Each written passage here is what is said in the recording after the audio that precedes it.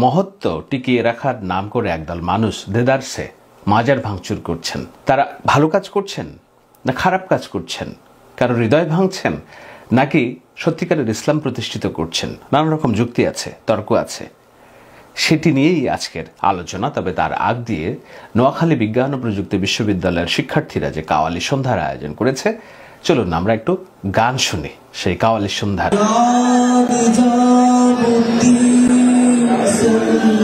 ইয়া নিজামুদ্দিন সরকার,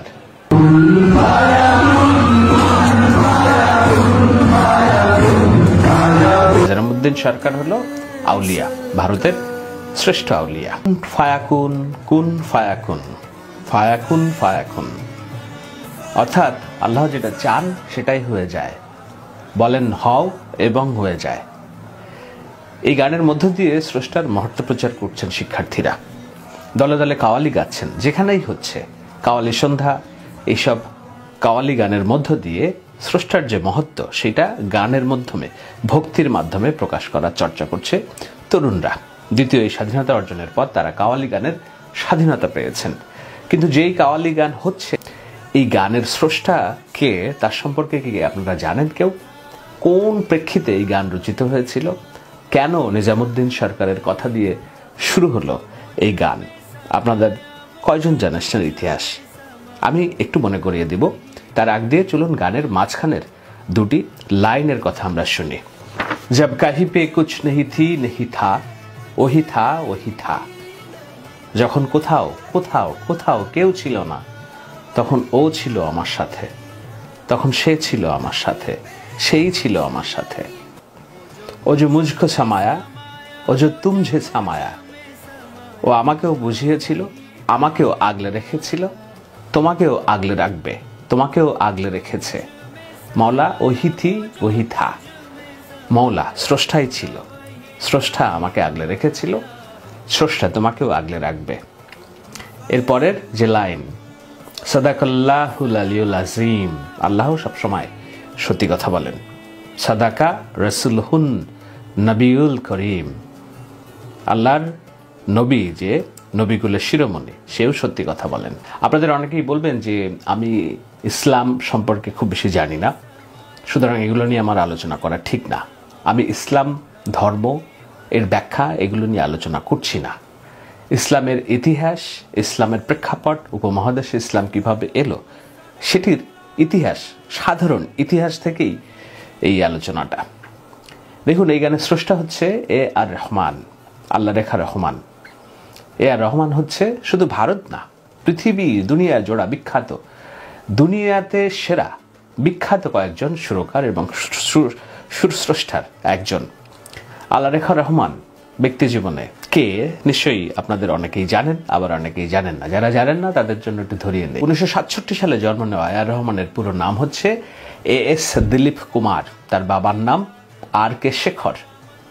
এই এস দিলীপ কুমার এবং তার বাবা, তার পুরো পরিবার যখন বিধ্বস্ত, বিপর্যস্ত, প্রত্যেকটা পদে পদে তাদের ধ্বংস, প্রত্যেকটা পদে পদে যখন পরাজয়, প্রত্যেকটা পদে পদে যখন অস্বস্তি, প্রত্যেকটা পদে পদে যখন বীতশ্রদ্ধা, প্রত্যেকটা পদে পদে যখন মানুষের টিপ্পনী, তখন নিজামুদ্দিন আউলিয়ার দরবারে তাদের হাজির হয় তার পুরো পরিবার। সেখানে যেয়ে ইসলাম গ্রহণ করেন এ আর রহমান।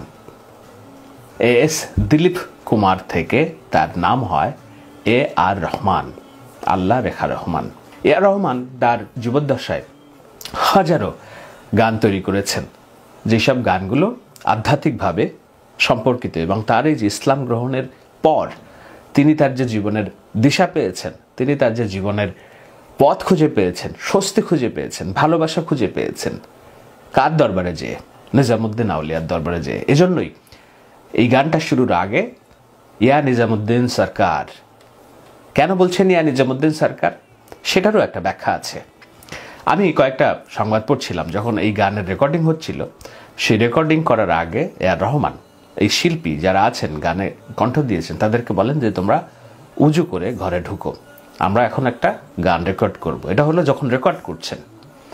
এর আগের ইতিহাস হলো, এই গান রেকর্ড করার আগ দিয়ে তিনি অনেক দিন ভেবেছেন, 17 দিন তিনি ধ্যান করেছেন, গবেষণা করেছেন, ভেবেছেন যে আরবি একটা ভাষা, কুরআনের একটা লাইন, যেটা আল্লাহ বলেছেন যে কুন ফায়াকুন, আল্লাহ বলেন এবং হয়ে যান, সেই লাইনকে তিনি সঙ্গীতে রূপান্তর করবেন, মানুষের মনে পৌঁছাবেন। হিন্দু, বৌদ্ধ, খ্রিস্টান, এমনকি দুনিয়ার এমন কোনো জাতিগোষ্ঠী নাই, তাদের কাছে পৌঁছাবেন কুরআনের এই আয়াতগুলো। কি কুন ফায়াকুন, আর কি পৌঁছাবেন সাদাকুল্লাহুল আলিউল আজিম, আর কি পৌঁছাবেন সাদাকা রাসূলুন নবিউল করিম। এই কথাগুলো তিনি গানের মধ্যে ঢুকাবেন। এটি কি ইসলাম সমর্থন করে কিনা সেটি চিন্তায় পড়ে গেলেন এআর রহমান। এরপর এআর রহমান কথা বললেন নিজামুদ্দিন সরকারের এই যে দরবারের যিনি খাদেম ছিলেন তার খাতে। তিনি বললেন যে ইসলামের মূল জিনিসটাই তো কি, ভালোবাসা, স্রষ্টার মহত্ব প্রচার করা। সেই স্রষ্টার মহত্ব প্রচার করার জন্য যেই পন্থাই হোক, সেই পন্থাতে যদি সততা থাকে তাহলে এটাতে দোষের কিছু নেই, তুমি এগিয়ে যাও। এরপর নিজামুদ্দিন সরকারের নাম করে স্রষ্টার মহত্ব প্রচার করলেন এআর রহমান তার একটি গান দিয়ে। আর সেই গানটি হয়ে গেল দুনিয়া জোড়া বিখ্যাত। বিখ্যাত বলেই আজকে যখন ঢাকা বিশ্ববিদ্যালয়ের শিক্ষার্থীরা তারা কাওয়ালি সন্ধ্যা গাচ্ছে, সেখানে বলছেন কুন ফায়াকুন ফায়াকুন সাদাকাল্লাহুল রাসূলুল সাদাকাল্লাহুল আলিউল আজিম সাদাকা রাসূলুন নবিউল করিম। সংক্ষিপ্তভাবে বললাম এই কারণে যে এআর রহমান কিভাবে তার কোন জীবদ্দশার পরিস্থিতি থেকে এস দিলীপ কুমার থেকে এআর রহমান হলেন, এবং সেই এআর রহমান হওয়ার পর তার প্রত্যেকটা কর্মকাণ্ডে তিনি ইসলামকে কিভাবে প্রসারিত করা শুরু করলেন, তার কাজের মধ্য দিয়ে মানুষের কাছে কুরআনের বাণী পৌঁছানো শুরু করলেন। সেটি একটি অনন্য ইতিহাস। এই ইতিহাস আমরা অনেকেই জানি, আবার অনেকেই জানি না।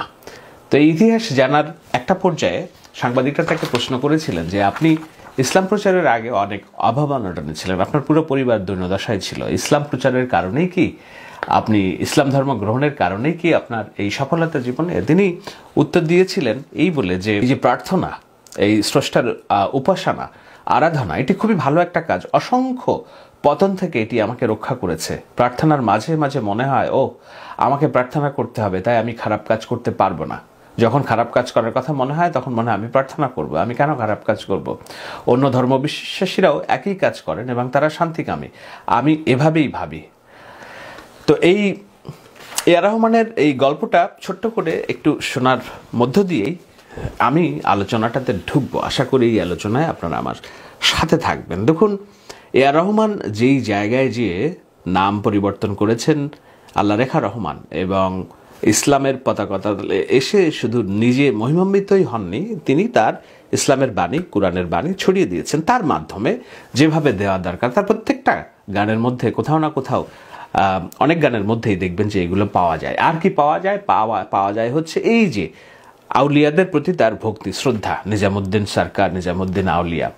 নিজামুদ্দিন আউলিয়া দিল্লিতে নিজামুদ্দিন আউলিয়ার দরবার অবস্থিত। সেখানে বাংলাদেশের হাজার হাজার লক্ষ লক্ষ মানুষ যান প্রতি বছর। শুধু বাংলাদেশের না, সারা পৃথিবী থেকে মানুষ আসেন। কেন আসেন এই কারণে যে নিজামুদ্দিন আউলিয়া সেই আউলিয়া, এমন ধর্মপ্রচারক যিনি ভালোবাসাকে আল্লাহ প্রাপ্তির একটা অন্যতম মাধ্যম হিসেবে প্রতিষ্ঠিত করেন। বলেন যে ভালোবাসা ছড়িয়ে দেওয়ার মধ্যেই তুমি স্রষ্টাকে খুঁজে পাবা। তো ভালোবাসা ছড়িয়ে দেওয়ার যে কাজ, সেই নিজামুদ্দিন আউলিয়া তিনি 12 বছর বয়সে কোথা থেকে পেয়েছেন? ফরিদউদ্দিন গঞ্জেশকর মাওলানা, তার কথাবার্তা থেকে, তার বাবার মুখ থেকে শুনতেন ফরিদউদ্দিন সাহেবের কথা। এরপর সেই তার বাবার কাছ থেকে শোনার পর ফরিদউদ্দিনের মাজারে যান এবং সেখানে যে ইসলামের দর্শন নেওয়ার পরে নিজামুদ্দিন আউলিয়া হয়ে ওঠেন। এবং শুধু তিনি নিজে আউলিয়া হয়ে ওঠেননি, তিনি আরও অন্তত 600 জনকে তার এই যে বাণী প্রচার করার জন্য, ইসলামের বাণী প্রচার করার জন্য সৈনিক হিসেবে প্রস্তুত করেন। সেই 600 আউলিয়া এবং তার যে যাদেরকে তিনি প্রস্তুত করেন তারাও আউলিয়া হিসেবে পরিচিত, ছড়িয়ে পড়েন বিভিন্ন জায়গায়। তারা ইসলামের এই ভালোবাসার সৌন্দর্য প্রচার করতে শুরু করেন। এখন এটি নিয়ে ব্যাখ্যা আমার চেয়েও হয়তো ভালো ইতিহাস আপনারা জানেন। কেন আমি এটা বলছি এই কারণে যে দেখুন, আমাদের এই যে বাংলাদেশ এবং আমাদের যে বঙ্গ বেসিন, এইখানে ইসলাম এসেছে কত সালে? আপনাদের নিশ্চয়ই যদি আপনারা হিসাব করেন তাহলে দেখবেন এই দেশে ইসলামের যে প্রচার এবং আমাদের পূর্বপুরুষদের ধর্মকে রেখে আমাদের সবাই, আমাদের মা বাবা, দাদা দাদি, তাদের পূর্বপুরুষ, বাবা মা, তাদের ইসলাম গ্রহণের যে কাল সময়, সেটা খুব বেশি বছর আগের না। সেটি হিসাব করলে এখান থেকে 11 থেকে 1300 বছর আগে শুরু হয় এই প্রক্রিয়া। তো সেই প্রক্রিয়াটা হয়েছে কাদের মাধ্যমে হয়েছে সেটি আপনারা যদি একটু ইতিহাসটা দেখেন তাহলে আজকের এই যে মাজারগুলো আছে, যেখানে দরবার শরীফ যেগুলো আছে, এইগুলো যে আপনাদের আপন, দূরের কেউ কিছু নয়, সেটি নিয়ে যারা অপপ্রচার করতে চায় তাদের প্রতি আপনাদের দ্বিতীয়বার একটা ভাবনা তৈরি হতে পারে। এবং আমার অভিজ্ঞতা দিয়েও আমি বলতে পারবো যে কিভাবে এই প্রক্রিয়াগুলো আমার ব্যক্তি জীবনের ধর্মভাবনাকে প্রভাবিত করেছে। এখানে লুকোচুরির কিছু নেই, আমি শেয়ার করব। তবে তার আগ দিয়ে চলুন জানি ওই ইতিহাসটা, যে কিভাবে এখানে ইসলাম এসেছে। এখানে ইসলাম এসেছে 12 আউলিয়াদের মাধ্যমে। আপনারা চট্টগ্রামকে বলেন 12 আউলিয়ার, বায়েজিদ বোস্তামির কথা আপনারা শুনেছেন, তাই তো? কোনো নির্দিষ্ট মাজার নেই, কিন্তু সেখানে খানকা শরীফ আছে যেখানে যেয়ে 12 আউলিয়াদের কথা স্মরণ করা হয়। কেন স্মরণ করা হয়? কারণ আউলিয়ারাই এদেশে ইসলাম এনেছিলেন প্রথমে। আমরা যখন রাজনৈতিক কর্মকাণ্ড করি, বাংলাদেশ আওয়ামী লীগ বলেন, বিএনপি বলেন, জামাতে ইসলামী বলেন, সবাই যে পূর্ণভূমিতে হযরত শাহজালালের দরগায় যে মোনাজাত করেন এবং সেখানে যে আউলিয়াকে স্মরণ করেন। কেন? এই অঞ্চলে ইসলাম প্রসারের জন্য হযরত শাহজালালের যে অবদান এবং 12 আউলিয়াদের যে অবদান, এই 12 আউলিয়া মানে শুধুমাত্র 12 জন তা না, ক্ষণে ক্ষণে এসেছেন এরকম 10-12 জন করে। কখন আসতে শুরু করেছেন? ধরা হয় 700 থেকে 1200 সাল, এই সময়ের মধ্যে। এর মধ্যে সবচেয়ে মূল্যবান যে সময়টি ধরা হয় সেটি হলো 1204 সালে এই বঙ্গীয় দেশের যে রাজা ছিলেন লক্ষণ সেন, সেই লক্ষণ সেনকে, সেন বংশের শেষ রাজা লক্ষণ সেনকে পরাজিত করে যখন ইখতিয়ার উদ্দিন মোহাম্মদ বিন বখতিয়ার খলজি এখানকার এই উপমহাদেশের রাষ্ট্র ক্ষমতা তার আয়ত্তে নেন, তারপর থেকে পারস্য থেকে নানান রকম আউলিয়ারা এই দেশে আসতে শুরু করেন। এবং এই দেশে আসতে শুরু করে তারা কি করেছেন? তারা কি তরবারি দিয়ে মানুষকে ঘাড়ে কোপ দিয়ে ইসলামের পথে নিয়ে এসেছেন? না, তারা সেভাবে নিয়ে আসেননি। তারা এনেছেন আউলিয়াদের, এনেছেন, তারা এনেছেন স্কলারদের, যারা মানুষকে ইসলামের যে বাণী, শান্তির বাণী, সহাবস্থানের বাণী, একজন দলিত হিন্দু সম্প্রদায় কিংবা নিম্নবর্গের হিন্দু সম্প্রদায়, তারা যে একত্রে উচ্চ বর্ণের হিন্দুদের সাথে মিশতে পারত না, তারা যে সামগ্রিকভাবে নিগৃহীত হতো। প্রত্যেকটা মানুষ জন্মগ্রহণ করে তার ডিগনিটি নিয়ে, তার আত্মমর্যাদা নিয়ে। তখন যখন সে দেখে তার আত্মমর্যাদা ভুলুণ্ঠিত হয়, কেউ মূল্য দিচ্ছে না, তখন সে মনের শান্তি খুঁজতে থাকে, তার মর্যাদা খুঁজতে থাকে। তো যখন আউলিয়ারা এই দেশে আসতে শুরু করলেন এবং তাদেরকে কে নিম্নবর্গ, কে উচ্চবর্গ, কে ধনী, কে দরিদ্র, এটা না দেখে যখন সবার সাথে বুকে বুক মেলালেন, কাঁধে কাঁধ মেলালেন, কোলাকুলি করলেন এবং বললেন যে আল্লাহ সবসময় সত্যি কথা বললেন, আল্লাহর চোখে সবাই সমান, ইসলামের চোখে সবাই সমান, তখন তারা দলে দলে ইসলাম গ্রহণ করা শুরু করলো। সেই যে দলে দলে ইসলাম গ্রহণ করা শুরু করলো, আমি জানি না, আপনি জানেন না, আপনারা যারা দেখছেন তাদের হয়তো পূর্বপুরুষ জানে না, কিন্তু তাদের 4-5টি 6-7টি জেনারেশন যদি পূর্বে আপনারা দেখেন, তাদের কেউ না কেউ ভিন্ন ধর্মের ধর্মী ছিল। কেউ হিন্দু, কেউ এখানকার আর্য ধর্ম যেগুলো আমরা বলি, এবং অন্যান্য বৌদ্ধ, খ্রিস্টান, এগুলো থেকে মুসলিম হতে হতে আজকে ভারত পৃথিবীর দ্বিতীয় বৃহত্তম মুসলিম রাষ্ট্র, পৃথিবীর দ্বিতীয় বৃহত্তম মুসলিমদের বসবাস ভারতে, আর বাংলাদেশ অন্যতম পৃথিবীর অগ্রসরমান একটি মুসলিম রাষ্ট্র। সেই মুসলিম রাষ্ট্রে অনেক রকম এই আউলিয়াদের এবং তাদের শিষ্য করে অনেকগুলা নানান রকম ডালপালা বিস্তার হয়েছে। সেই ডালপালারই অংশ হচ্ছে আজকের মাজারগুলো। অনেকেই বলেন যে এই মাজারগুলো হচ্ছে শিরকের জায়গা। কেন শিরকের জায়গা? এখানে যে মাজারে সিজদা দেওয়া হয়, কবরে সিজদা দেওয়া হয়, হতে পারে এটি শিরক হতে পারে, নিশ্চয়ই এটার বিধান আছে।